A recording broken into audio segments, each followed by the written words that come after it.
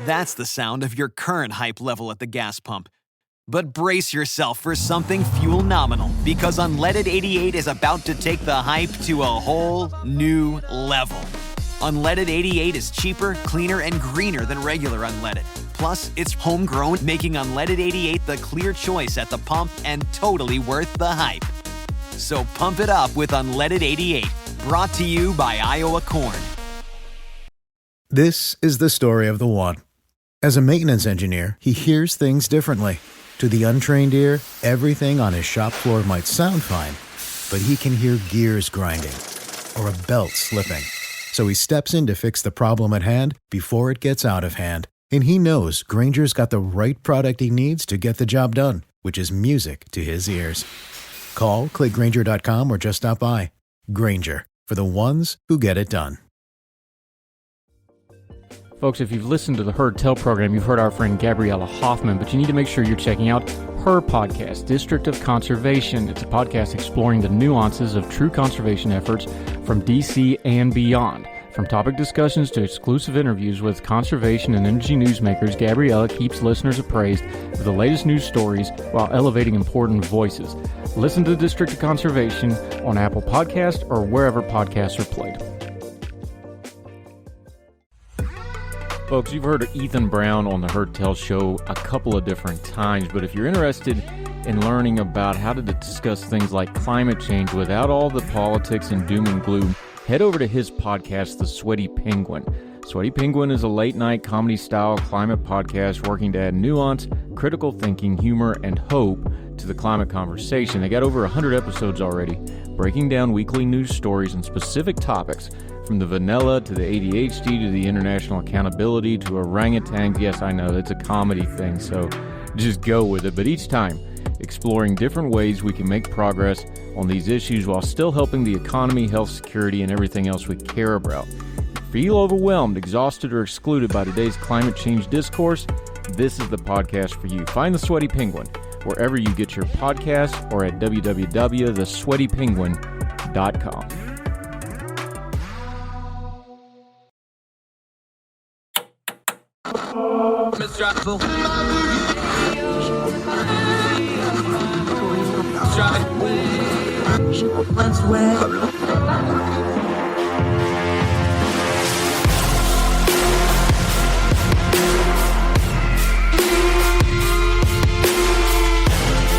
With your host, Andrew Donaldson. This is Heard Tell. Welcome back to Heard Tell. Just had my sip of sweet tea, so now we're raring to go. Our congressional insider, he does all kinds of congressional reporting for The Independent. You've seen him on here many, many times.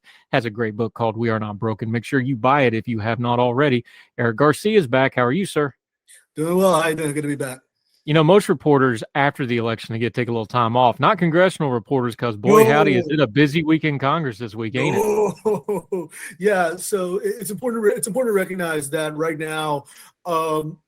So the House is having its leadership votes this week, but that, which is kind of weird right now because we still technically don't know who has the majority. We know, I mean, it looks like it's going to be the Republicans, but so there's the kind of vote that's going on right there, and then on the same time, we got there is the leadership vote for the Senate.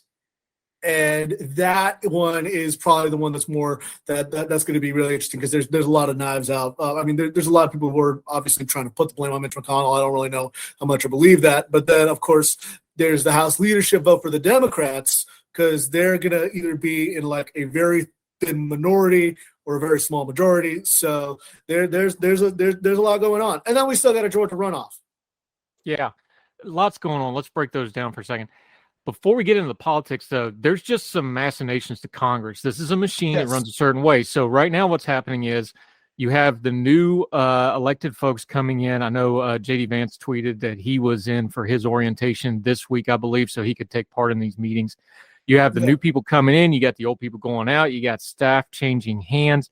There's a lot of just physical activity involved in a post-election season like this. For folks that don't see that, who aren't in the office buildings, who aren't in the tunnels, it's unmitigated chaos from now till the first of the year, isn't it? It is totally like I was hanging out outside of there's this basement area in the Capitol Visitor Center where Republicans were having their leadership discussions, and like some staffers were talking to others about like, yeah, we're going in the middle because they you also change offices every cycle. And depending on, and some people who get seniority, they move to different buildings, and then all the freshmen they have their lottery draw. So there's that. On top of that, new members have orientation right now this week, and then the week after Thanksgiving. And then on top of that, there's the leadership votes for both parties, for the minority and the majority. So right now, and then on top of that, you got who's going to run. Who's going to run the campaign arms? So it is. There's just an onslaught of an avalanche of activity, even during this supposed lull, during Congress. Because the truth is, and you report on Congress, you cover, there is no laws in Congress. There's no laws at all. No. The only lulls happen when everybody's tired and wants to go home. Well, the country's tired of them, wanting to go home, but that's another matter for another day. Let's start with some of the machinations here. Let's talk about the one that's not going to get settled this week first, because that's probably going to be the more pressing one. Yes. Let's say the Republicans, NBC's projecting it to be a 3-seat majority, although it's not settled yet. But let's work off that number, 3 to 5 seats, somewhere in there. That's probably safe. Kevin McCarthy, this is not going to be done this week. He's got time on this election, although they're going to do the inter-party election leadership thing. This is going to go for a while because he's in a position where he's got the brass ring in his grip, but he can't tear it down yet. He's going to be in a mood to give a lot of concessions to a lot of people. They're going to be really slow to finalize this, to get all those concessions. This process is probably going to take the better part of 4 or 5 weeks, right? This is going to take the better part of 4 or 5 weeks. This is going to go until January 3rd, which is when the new members get sworn in and when the new speaker gets sworn in. He is going to have to give a ton of concessions to your Marjorie Taylor Greenes, your Matt Gaetzes, your Lauren Boebert. It looks like Lauren Boebert's going to win re-election. It is going to take a lot of work. It is going to take him basically saying people get to go back on committees. It's going to be giving people, prime jobs. He is going to have to keep a lot of people happy to hold this fragile coalition together. And the question a lot of people have always wondered about McCarthy is whether he is up to the task. That has always been the kind of immortal question for him, is like, can he actually wrangle these people? So that's what I'm wondering, because like, unlike Paul Ryan, who gave a lot to them, and John Boehner, who knew how to put the fear of God into them, he's not necessarily the guy you want on the wall, so to speak. So that and he doesn't have the political skill of someone like Pelosi. Yeah, here's the thing with McCarthy. He's getting the job he's always wanted, and he's getting it at probably the worst possible time to get it, with absolutely almost no support. We already know that he's going to be very beholden to certain folks. Underneath all this, you have a GOP that's gearing itself up for who are we kind of fight for the next year or two, going into a presidential cycle. Yes. You already have people like Marjorie Taylor Greene who came out and supported him now, first thing I tweeted about that is like, no, she's not adjusting. She's worming her way in. That's what that one is. Yeah, exactly. I see no way he holds this caucus together, especially when you don't have – see, you speak on this because you can explain it better than I can. The reason you need a 15 to 20 seat majority is because you need to give your marginal members shade on votes and let them vote against you every now and then. And you release them to vote on things. That's how you get stuff done. Yes. That's not going to happen vis-a-vis. You ain't going to get a lot of stuff done. Yes. So this is what Brendan Buck, who was Paul Ryan and Boehner's guy, told me, is that, this is going to be a virtually impossible job. What you need, like you said, you need that cushion of like 15 to 20. The reason why is because there's always some members who are in tough races, and you basically release them to say, look, I understand you're in a tough race. Do what you need to do so that you can create some shade between the two of us. And I'll let you, we won't withhold money from you. We won't, stop anything from you. We'll just we'll let that fly. That is going to be very difficult because if Marjorie Taylor Greene or Matt Gaetz, for example, don't want him to give an inch on the debt limit, which is something that very easily could happen, then McCarthy is going to need to go hat in hand to the Democrats. And he's going to need to say, okay, I need your help. And then that's going to then, whether it's Nancy Pelosi or Hakeem Jeffries or whoever is leading that caucus, is going to say, okay, then, well, you're not going to, I don't know, withhold money for the DC government, or just some kind of hypothetical, or you're not going to cut off funding for Planned Parenthood or anything like that. So they are going to have a lot more. So this gives Democrats a lot more leverage, and it gives McCarthy a real almost kind of gun to his head. Yeah. Let's talk for a second about who's going to be on that other wall. Nancy Pelosi, of course, said she wasn't going to run again. That was kind of the deal to keep. I don't see any way she doesn't, because they're going to really need it sounds weird to say this. This is where they really, really need her, because they could get a lot done with this slim majority.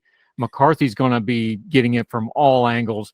She absolutely loves to make the Republican leadership's lives miserable. Yes. There's no way she's not in charge of the minority here for the next 2 years, is there?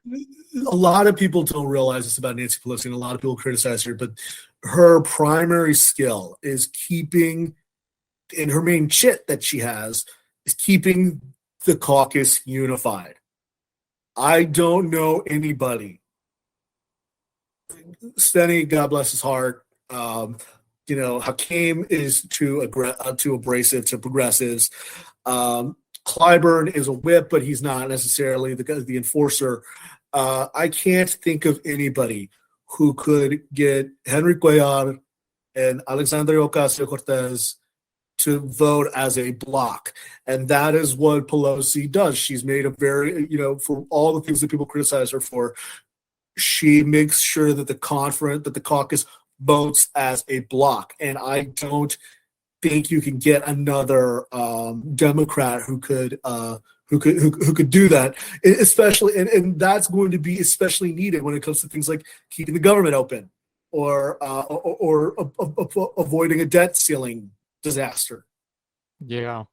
Let's switch over to the Senate for just a second, because the House is going to be a mess, and we're going to be talking about it for the better part of the next 2 years. Let's start with our Republican friends.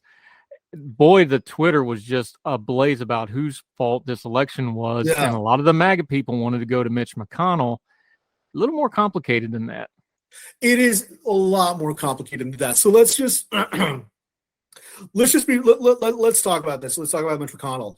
It's important to remember that before Trump, a lot of conservatives didn't really like Mitch McConnell.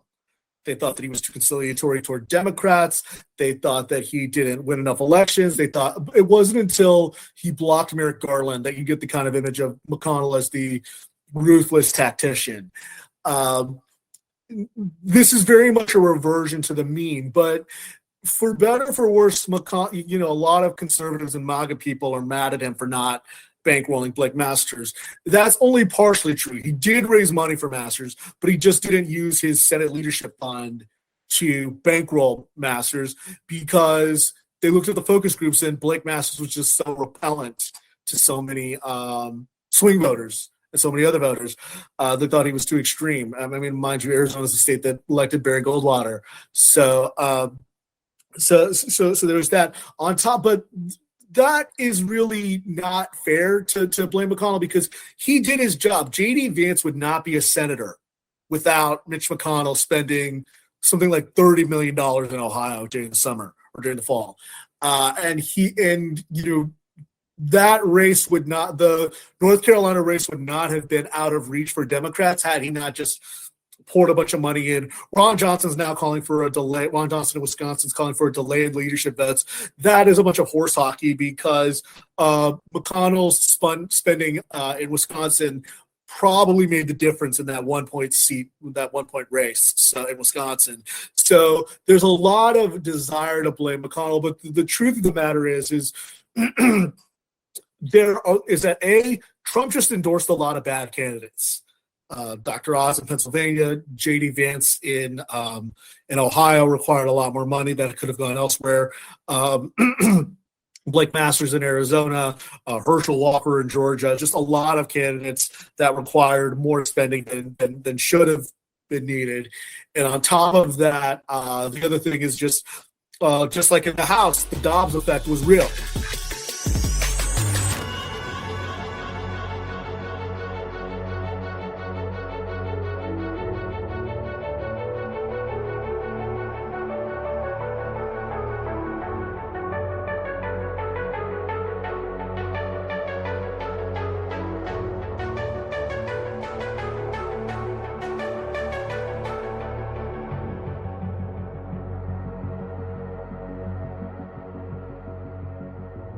Eric Garcia joining us, our congressional friend.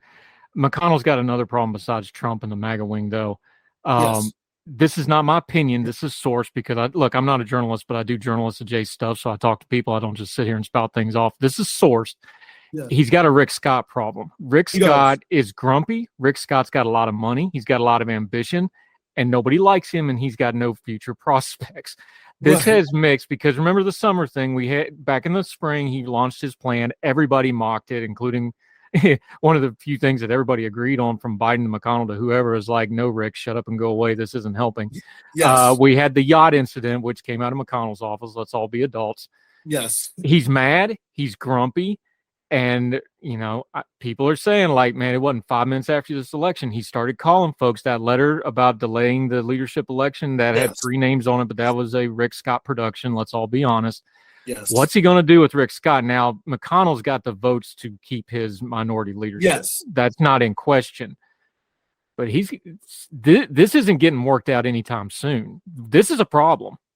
This is going to be a huge problem for Mitch McConnell. So let's be adults. This race, so the leadership races, all of them, on the Republican side at least, are uncontested. So he's going to get the leadership position. The 3 senators, I think it was Lee, Johnson, and Scott or someone, and then Rubio. They called for a delay in leadership, and then Rubio kind of called for a delay in leadership votes as well. Even though him and Rubio don't necessarily get along, Scott and Rubio don't get along, I should say. But this is going to be a continuous problem because Rick Scott doesn't.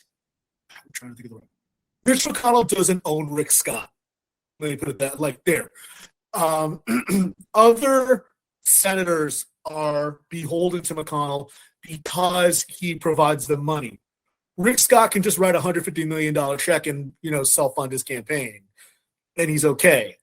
That is something that McConnell's going to have to deal with because Rick Scott can run an ad campaign and bash McConnell, or he can go to Fox News, or he can go to Bret Baier, and he can, kvetch about his woes with McConnell, but McConnell really can't do anything about it, and that's the real tough thing. And also the other difficult For the ones who know safety isn't a catchphrase, it's a culture, and the ones who help make sure everyone makes it home safe. For the safety-minded who watch everyone's backs, Grainger offers supplies and solutions for every industry, as well as safety assessments and training to keep your facilities safe and your people safer. Call, click Grainger.com, or just stop by. Grainger, for the ones who get it done. At Baker's Pharmacy, care is what's most convenient for you. Care is being here when you need us. We're open evenings and weekends. Care is helping you save more. Most insurance plans and discount cards are accepted at your local Baker's Pharmacy. Care is saving you time by managing your prescriptions online. You can request refills, check order status, and more. Care is convenience that works for everyone. Baker's, a world of care is in store. Services and availability vary by location. Age and other restrictions may apply. For coverage, consult your health insurance company. Visit the pharmacy or our site for details. thing is that McConnell's losing a lot of his foot soldiers after this Congress. He's losing Rob Portman. He's losing Roy Blunt. He's losing Richard Burr. There aren't going to be a lot of those grunts who are usually the bulwark against people like Rick Scott. Yeah, and the other part of that is, too, Eric Garcia joining us, those are the grunts that did a lot of legislating and stayed off of TV and Twitter. Yes. Which is the opposite of what Rick Scott does, which is he's all over TV and social media and wanting to run for higher office and doesn't actually do a whole lot of legislating. That's the problem, because when this Congress comes back, Yes. there was stuff that got pushed to this lame duck on purpose, and now there's a lot of questions if this lame duck session is going to get anything done. By the way, on top of the rest of this, you've got this potential freight railroad strike that usually Congress can order arbitration to this labor issue that's getting ready to pop off right before Christmas due to union laws. I don't know if this lame duck's going to get anything done now, and that's a big reason. Look, Burr's leaving, so is he checked out? People like this, that's a big problem. Yeah, a lot of people are like on their a lot of senators who are retiring are kind of like seniors in the last month before high school ends. So Schumer just teed up a vote on codifying same-sex marriage for Wednesday. So that's going to happen. But then on top of that, you've got the potential railroad strike. A lot of the unions pushed back on Biden and Secretary Walsh's arbitration. Deal with business and rails. So that's going to be a tough bid. On top of that, you've got a question of whether or not you're going to have a debt ceiling raise this kind of interim period, because there's really not a guarantee you can raise the debt limit in a Republican House anymore. So there is going to be a lot of difficult questions, and there's a lot of people are going to be cramming right before the end of the year. Yeah, Eric Garcia joining us. Let's talk about the Democratic side of the Senate right now. 49 plus 1, 50 plus 1. Here's the reason why it's a big difference if it's 50-50 with a tie break and 51-49, depending on the Georgia runoff. And we'll talk about the Georgia runoff in just a second. 50-50, they have to split the committee assignments. Yes. 51-49, they don't split the committee assignments, which means they're going to have the subpoena powers. This is one of those little technicality things that a lot of people don't think about. You cover Congress, though. Talk about what a big difference it is between a 50-50 Senate and a 51-49 Senate. That is a big deal because, for example, the perfect example of this is the Senate Judiciary Committee. In the earlier this year, when the committee voted on Ketanji Brown Jackson's confirmation, it was a deadlock, and Schumer had to do a special procedure on the floor to bring Jackson's vote to the floor, the vote to confirm Jackson to the floor. On top of that, as you said, being in the majority in the Senate, you get all the subpoena power. So that includes for the Senate Intel Committee, where that is incredibly important. The Senate Judiciary Committee, that is incredibly important. You get more staff, you get better offices, you get more. You basically get more allocation for the majority, and to say nothing of the more members on your committee, so that you can break ties. That is incredibly important. So a lot of people are like, oh, well, 50-50, Democrats still have the power because Kamala Harris breaks the tie. No, they still don't. They have to do these kind of very tenuous power sharing agreements. And a lot of people don't recognize, as much as Mitch McConnell and Chuck Schumer may fight for the TV screens, they still have to come to an agreement of, okay, this is how it's going to do. This is how it's going to work. This is how we're going to share power. This is how it's going to go. And then they have to, plan accordingly. That is not good. If Democrats if Raphael Warnock wins, that is going to make all the difference for them on committees and confirmations and everything else they want to do. Yeah, of course, Raphael Warnock is the incumbent out of Georgia because of the last Georgia runoff, which we all know how that happened. What's the sense in Congress with this? Because I think, and of course the Trump announcement is going to deal with this a little bit, I think the runoff actually hurts Walker. I know Kemp's going to campaign hard for him, but Kemp's not on the ballot to raise him. He underperformed Kemp anyway. Trump's out. The issue now is the Trump inter-GOP fight that's going on. I think the runoff is actually going to hurt Walker now, where I didn't think that a couple of weeks ago. What are your thoughts? But what is Congress thinking? So it was interesting. We were talking with I was talking with Senator Gary Peters, who's chairman of the DSCC. That's his job is to elect Democrats. He was like, when I asked him about Trump running, he's like, he basically was like, right now it's just about Georgia. He's like, he basically deflected. The Democrats are laser focused on this. They are focused on Ignore all the noise. We are giving all of our resources to Warnock. And it should also be said, Warnock himself is a money printer. Him and Mark Kelly are probably the two best fundraisers that Democrats have. John Ossoff is throwing his entire political operation behind it. Everybody in the Democratic conference is now just like, okay, our job is to salvage Raphael Warnock. But I think that, and Mitt Romney said this last night. He's like, we've lost 3 races because of Trump, and now, this. He basically said, yeah, this could affect us. In Georgia, and then Senator John Neely Kennedy, who likes to pretend he's Foghorn Leghorn, even though he's an Oxford-educated guy. He's like, I'm not focused on 2024. I'm focused on 2022. Everything right now, Republicans and Democrats are focused on this. I think as of right now, the momentum is with the Democrats, just because they won Pennsylvania, they won Nevada, Arizona, New Hampshire. And then, as you said, I agree with you about the Kemp thing, because Kemp will campaign for Walker, but he can't carry – his supporters aren't going to carry Walker over the finish line. Conversely, Stacey Abrams won't be as much of a drag on Raphael Warnock as Kemp was a boon to Walker. Funny how things switch around. Last campaign we thought it was the other way around.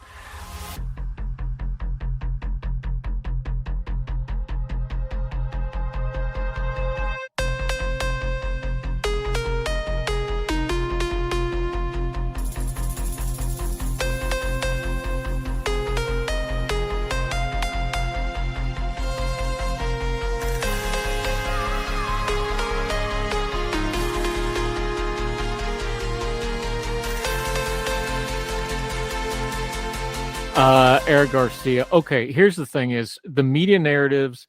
One thing I took from this election I've been talking about is look, national narratives, you got to be real careful slamming them into congressional and Senate races and statewide races, right?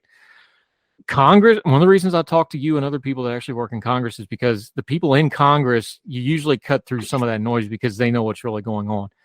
Right. Besides the leadership elections, what are they talking about? Are they talking about 2024? Are they talking about the state of the Congress? Are they talking about the spectrum of whether Trump's running and what that means?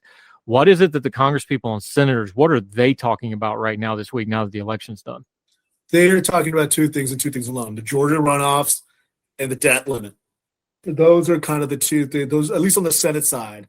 I think that there is this expectation of, okay, we know that it's not going to be likely that you get a debt limit increase under a Republican Congress because McCarthy just wouldn't have the votes, and I don't think he wants to go to the Democrats to save his hide and prevent a default. So right now, that is the primary focus.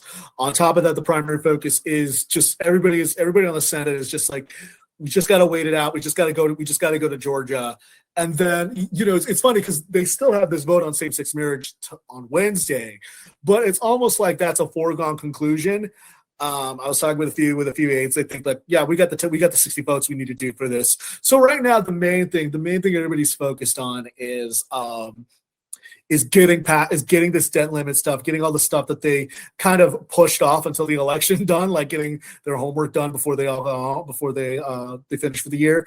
So that is the main challenge right now, is just let's avoid a potential economic disaster in 2023. Is the debt limit going to turn into a fight this time, or are they just going to push it off on the new Congress since they know, or is it because they know deadlock is coming? Somebody's going to dig their heels in here because McCarthy's got a lot out there about how he doesn't want to do this going forward. Right. Is that going to affect this one? Yeah. So right now, I think that there's this feeling. So Manchin just said yesterday, Senator Joe Manchin said that, he thinks the debt limit deal should be bipartisan. Other people are talking about doing it through reconciliation because that would just allow for 51 votes. And some people question whether there would be 10 Republicans who would go along with that. So there is a lot of contention about, there's this feeling that we need to do this now because McCarthy has said, as he said, I don't want to do this in the future. Speaking of which, since you just mentioned them, a lot of Democrats are like, oh, we got a majority now. We don't have to listen to Manchin and Sinema anymore.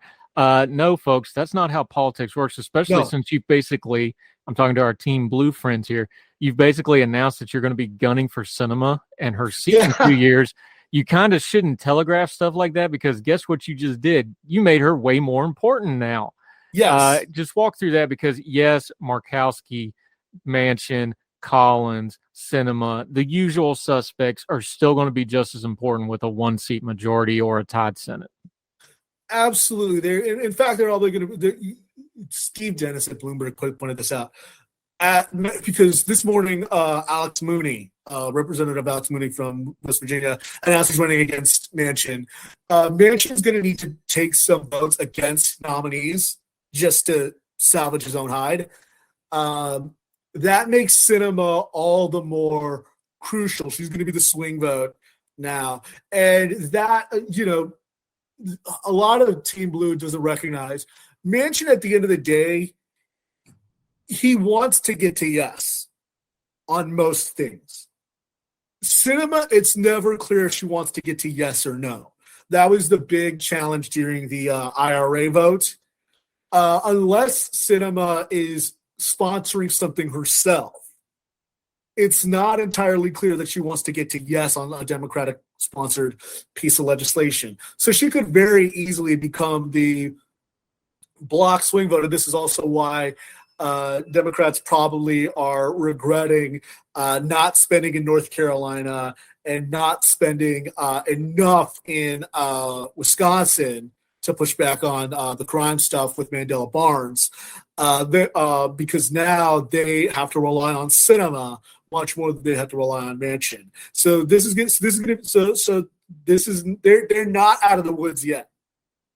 Yeah, and to be fair, just because this is my neck of the woods, Mooney's got 2 challenges in the ethics committee looking at him in the face. So that's also why he announced right now, because Morrissey, Jim Justice has joked about me. I don't think he really will. He's not going to be the only person going after that Senate seat. He's just trying to be first and get his name out there and distract from this other stuff that's going to be going on the next few weeks with him. So just for what it's worth, just put that in the back of your pocket. The context is important. Alex Mooney is he's under a lot of investigations for unscrupulous activity. And a red painted fire plug is going to win a congressional seat in West Virginia right now. So that's not the concern. This is a Mooney looking for Mooney kind of move right here. Yes, exactly. Eric Garcia, this stuff's always great. I'll leave you with one more good little tidbit though. Once we get through here and we get through the lame duck, we get through all this stuff, we get the new Congress seated in January. What's the first order of business really going to be? McCarthy's promising everybody the moon. They're going to have to settle on something. We've got some economic stuff. We already talked about that rail strike could be a big deal right around Christmas. Yeah. What's the first thing they actually go after here? That is a tough question, because they're probably going to need to do they're probably going to need to start working on the omnibus, even though, because that's going to take a month. Which they swear up and down. McCarthy's swearing up and down they aren't going to do, because the conservatives, that's one of their conditions for letting him be speaker. And yet you're saying that's the first thing they're going to do. You see where the problem comes in right off the jump here. Yeah, exactly. That's going to be the tough thing, is the omnibus spending. They need it. That's a must pass piece of legislation. The conservatives are saying, heck no. And probably some more 4-letter words. And that is and that alone is going to be difficult. On top of that, McCarthy's saying he wants to get rid of the magnetometers and proxy voting. The problem with that is that a lot of his own voters, his own members, use proxy voting. So good luck with that, buddy. But then on top of that, they also need to take into account that when are they going to, they're not going to be able to pass the budget, so they're probably going to have to settle for a CR. So the first order of business, is going to be deciding what the first order of business is going to be. Lots of interesting days, which means I get to have you on the program a whole lot, my friend, going forward. I look forward to that. Let folks know where they can keep up with you. Eric Garcia, our congressional reporter. He works for The Independent. Great book out. We'll talk about that. Usually we bring it up. We'll talk about it some other time. Let folks know where they can go, where they can follow you, and where they can get your book, my friend. You can buy my book, We're Not Broken, Change the Autism Conversation, wherever fine books are sold. You can you can follow me on Twitter at Eric M. Garcia. Follow my work at The Independent, my column at MSNBC, and I will see you on the road. Yeah, brother, we're going to be doing this a lot, because this is going to be one of the most interesting congressional terms I think we've ever seen. Don't think there's any doubt about that one. My friend, love talking to you. Let's do it again soon. Let's do it again. Thank you. Thanks, buddy.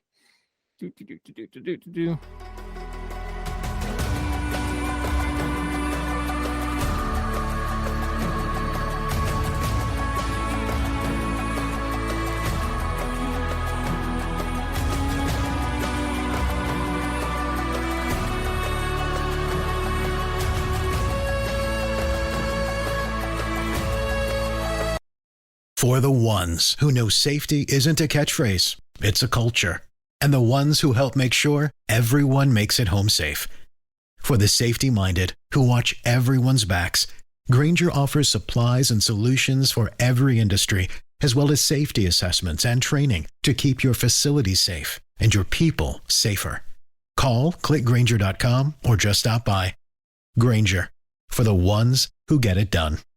At Baker's Pharmacy, care is what's most convenient for you. Care is being here when you need us. We're open evenings and weekends. Care is helping you save more. Most insurance plans and discount cards are accepted at your local Baker's Pharmacy. Care is saving you time by managing your prescriptions online. You can request refills, check order status, and more. Care is convenience that works for everyone. Baker's, a world of care is in store. Services and availability vary by location. Age and other restrictions may apply. For coverage, consult your health insurance company. Visit the pharmacy or our site for details.